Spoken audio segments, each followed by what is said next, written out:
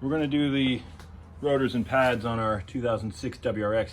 They're not bad, but they have been machined, and we're going to replace them because we might be doing some motorsport with this. So I don't know what pads are in there. I don't know what brand these rotors are, but we're going to take them off and replace them with some DBA stuff. We got some DBA 4000 Club Spec fronts. I didn't bother with the two-piece. You can save a bit of weight with it, but for the cost, I thought, why bother? They're a smaller brake anyway. If I had the STI, I probably would. And then some new DBA Extreme Performance pads. Haven't run these on any of our cars before, so we'll see how they go track-wise. They're kind of a light track pad, and we'll see how they are, because we only kind of probably going to do some circuits, light sprints in this. That's it. So we started by obviously taking off the wheels. Now we're going to take off the caliper and the mounting on the back. Caliper mounting bolts. You've got one there and one be down here. I just can't see it. That one there. Take those off, and then the caliper should be loose. But we might just punch the pins out of here first, so it's a lot easier to do that than have them hanging in the breeze. So this is the same as our Brembos on a few of our other cars, our Porsche and some of the other stuff. Now you do have a retaining clip here that we got to pull out, which just a little like wire.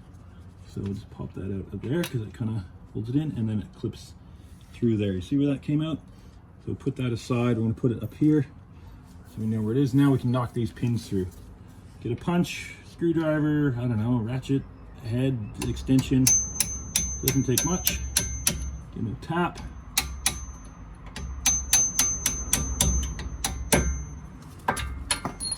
And then you have to push in on the spring clip just to take the tension off. Out they come. We're going to give them a little wipe down. We'll go over that with some fine sandpaper and grease them so they're nice and easy to get back in. Now that's the spring clip. You can see it's very different as well. Big curvy part that goes on the top. Okay.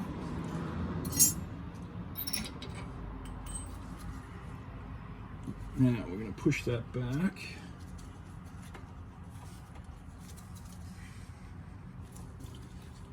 A little bit of a compress the pistons there. Now if you have a higher kilometer car, this is a super low K car. Well, I said it's 80,000 Ks on it. If you have a higher kilometer car, you might want to look at getting new boots for inside to redo them, or if you track your car regularly. But this is literally bought from a friend's grandfather, so not exactly driven hard, and not a lot of Ks on it. Now I just popped the bonnet and loosened the cap on the brake fluid reservoir. Now it hopefully doesn't overflow, but we're going to change that anyway. Now channel locks, you can use a whole bunch of different stuff to pry these open, but we might just use some channel locks. I don't really want to mar the caliper too much, so just going to go very gently just to get a little bit of room here.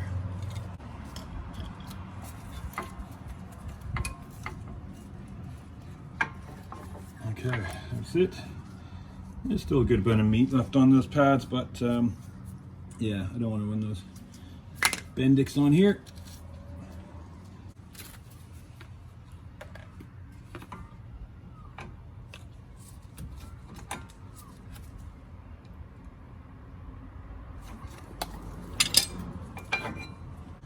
There we go, pads are out. Now, there's little clip-on shims on the back of the pads. We'll look at the new ones and see if they have them, otherwise we'll be reusing these. They just come off. Okay, now that we're loose, now I don't want to mark the, just on the metal, I'm going to just gently push pistons back in, not touching the rubber boots at all. Pads are removed. Now, I might just give us a quick shot of brake clean just to get everything nice and fresh with the caliper.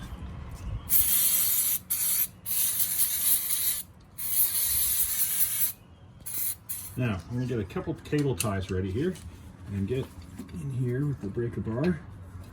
Now, the top one I don't believe is that tight, but I've got the torque specs. Get in here.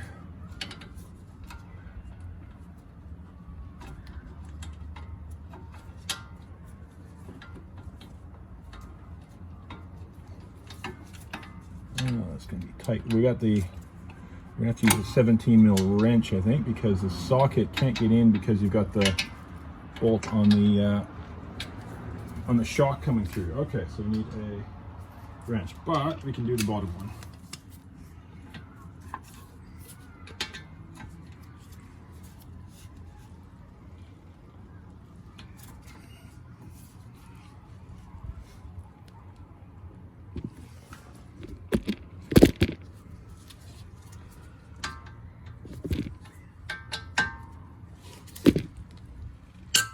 Oh, there we go.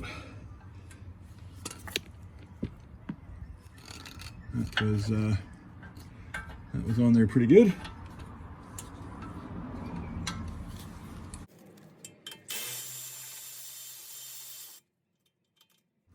So the 17 mil, we're going to go on the top one here. Now to get that leverage, I got another wrench, and we're going to do the which way does this go? This way. Okay, so that should be, you can always put it in the handle of the jack if we need a bit more, but this should be enough. There we go.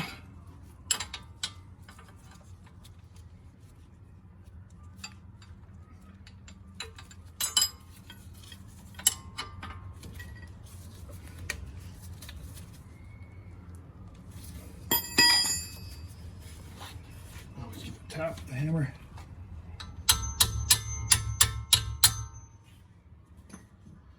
There, on there.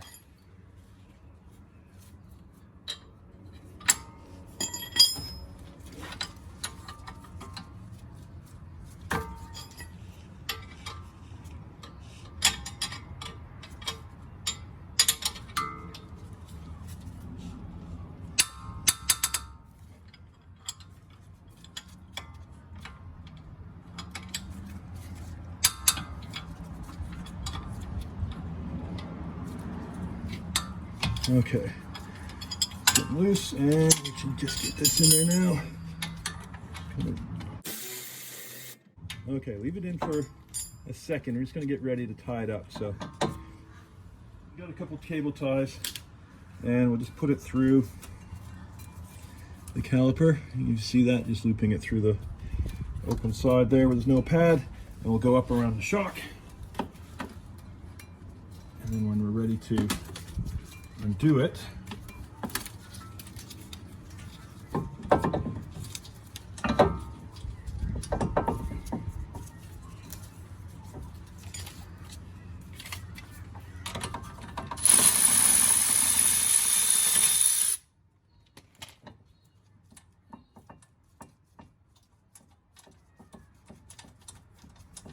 there you go.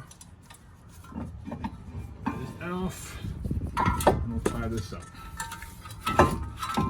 You can use whatever you want here. Use bungee cord or wire or coat hanger. I just happen to have some bag of cable ties right by me here. Okay, there we go. That's up and hanging. Now it's time to get this rotor off. On these rotors, there's no retaining screw like there are in some of our European cars. So it's just, well, I'd say this one's just held on by rust. So we'll get the persuader here the other way in case it comes off on us. And a few taps and she should come off.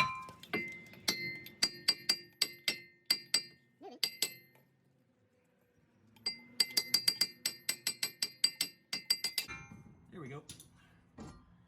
And that is off. So made in Japan, I would say that that is probably an original rotor. But yeah, it's been machined and I just don't want to use it. I'm going to put some better on.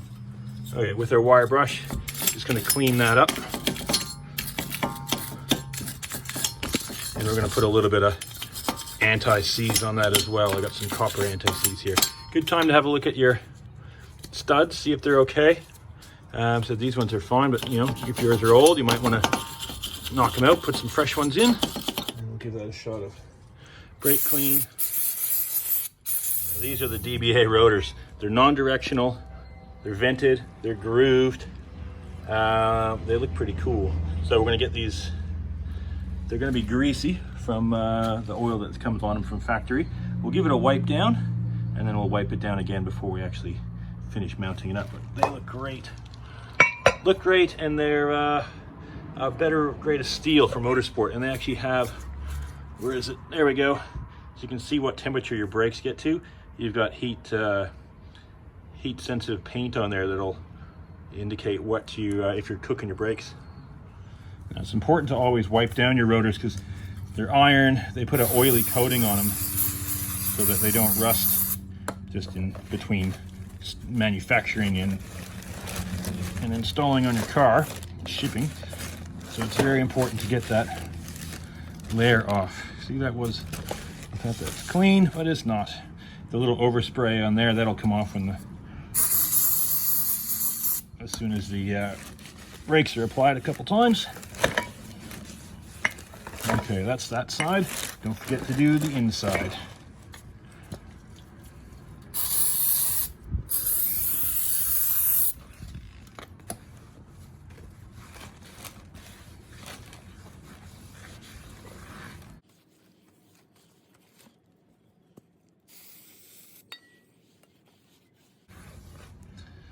And now that that's done, don't go touching the surface. Try to touch it by the sides and put it into position.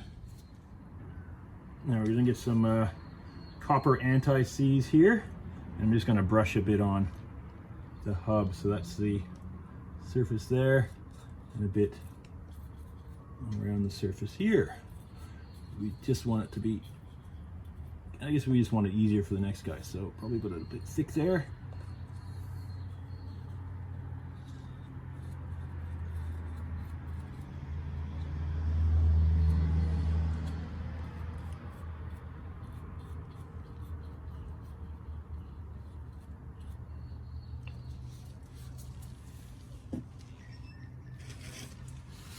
Okay, wipe off the excess.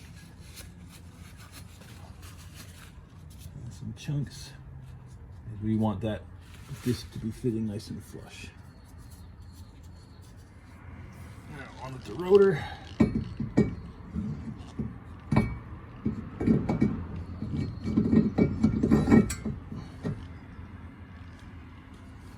There we go. There's a few spots there where we touched, and wipe those off. Okay, pads and the caliper time. There's our pads. So they're the Extreme Performance from DBA's. They have a shim plate on, they've got a shim plate on the back, that's cool. And then you've got one that's got the clip there, which I'm pretty sure is the inside. And then you've got one without, which would be the outside. There we go. Nut on here. Wish these were open-ended. I could get it right on and get it tight.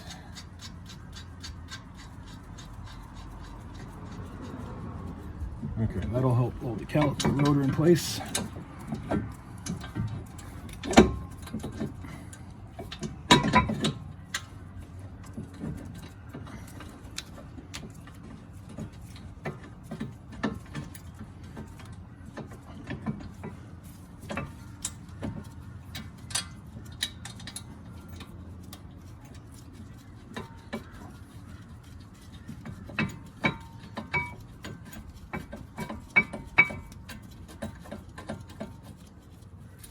So putting one nut on there really made it easier to keep the rotor in position while you bolt the caliper on.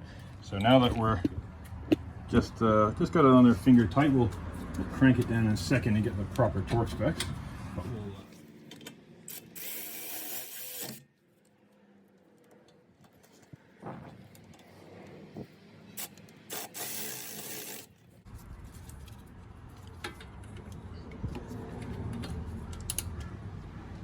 okay, that's nice and tight. Now we can go about fitting the pads, and then we'll torque down the calipers. Almost forgot to give you the torque spec on these bolts that go to the carrier. Now they are 80 newton meters, which is 59 pounds-foot.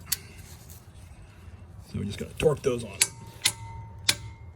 There we go, there's one. Now this one up here is a bit tricky because of the bolt on the hub carrier, but we should be able to still get it on there. If not, no, I can't get in there. Now I'm gonna have to do that with a, well, you can cheat, but I'm gonna use a crow's foot to get right in there and get the proper torque on it. So what is a crow's foot? A crow's foot is this. It is a socket. It can fit on the nut right there. It allows you to attach your torque wrench and torque it down with, without throwing the number off too much, but yeah, 80 or 59 pounds-foot, so crank her down. So I've gone with some brake clean and then some fine sandpaper and just giving these a little bit of a cleanup. Not that they were corroded, but just getting some of the junk off. And then I gave that spring a once over with the wire brush, and that came up looking pretty good. Now it's time to fit the pads. So we've already pushed them back. That should be far enough. If not, we can go a little bit further, and we'll start with the inside pad. Obviously, oh yeah, there we go, that's far enough. So we got the material on the rotor because yeah, you don't want to do it the other way. And then the outside pad just slides in. Okay, now we can put some of the copper grease on the back here, but I think we'll just leave it for now because we're I'm not too concerned about the heat and anti-seize on there. Now that's a brake caliper guide slide pin grease. So I'm going to put a tiny touch of this just across the pin. We'll just a little squeeze of it and then smear it around with our finger. It's not that it really sticks too much, but just to prevent it from having any issues. Doesn't take much, tiny bit will do it. And go in from this side.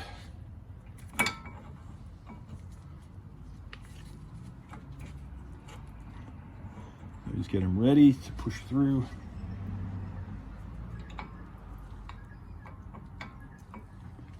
And we'll get the spring on there after we clean our hands. Now, if you recall before, the big foot went on the top.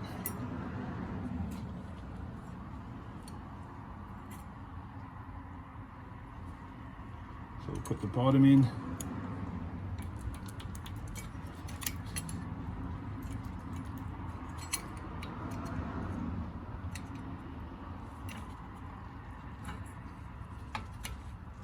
Okay, that is all in position. Now we're going to tap them in gently. Don't have to go too hard with this. You just need to stick out the other side. I need to line up the holes. There we go. In they go. Right through.